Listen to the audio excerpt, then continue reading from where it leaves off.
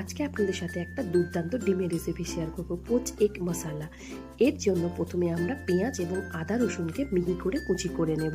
তারপরে কড়াই সর্ষের তেল দিয়ে সেই তেলের মধ্যে জিরে এবং গোটা গরম মশলা, তেজপাতা, শুকনো লঙ্কা ফোড়ন দিয়ে ওই পেঁয়াজ আর আদা রসুনের কুচির মশলাটা দিয়ে দেব এবং ভালো করে ভেজে নেব।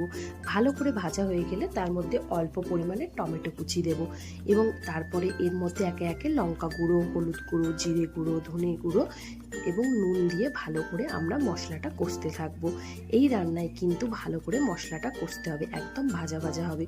জল দিয়ে দিয়ে আপনারা অল্প অল্প করে মশলা কষে নেবেন এবং মশলা কষার পরে এর মধ্যে আমরা কিন্তু বেশি পরিমাণে টমেটো সস ইউজ করব। হ্যাঁ, এর জন্যই আমরা টমেটো কুচিটা অল্প দিয়েছিলাম। মশলা যখন দেখবেন খুব ভালো পরিমাণে কষে গেছে, তেল ছেড়েছে, তখন এর মধ্যে একে একে করে ফ্যাটানো ডিম দিয়ে তার উপর থেকে নুন আর কাঁচা লঙ্কা দিয়ে দিলেই কিন্তু মিনিট 15 পরে একদম রেডি হয়ে যাবে পোচ এগ মশলা। এবার ওপর থেকে গরম মশলার গুঁড়ো আর ঘি ছড়িয়ে পরিবেশন করুন। দুর্দান্ত খেতে কিন্তু।